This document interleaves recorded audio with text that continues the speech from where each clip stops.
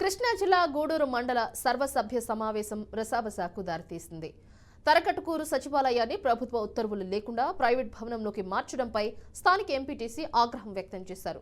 దీనిపై అధికారులు సమాధానం చెప్పాలని ఆయన పట్టుబట్టారు. దీంతో సమావేశంలో కాసేపు గందరగోళ పరిస్థితి ఏర్పడింది. దీనిపై సమాధానం చెప్పలేకపోవడంతో ఇరు పార్టీలకు చెందిన నేతలు పరస్పర ఆరోపణలు చేసుకున్నారు. దీంతో సమావేశం రసాబసాకు దారితీసింది.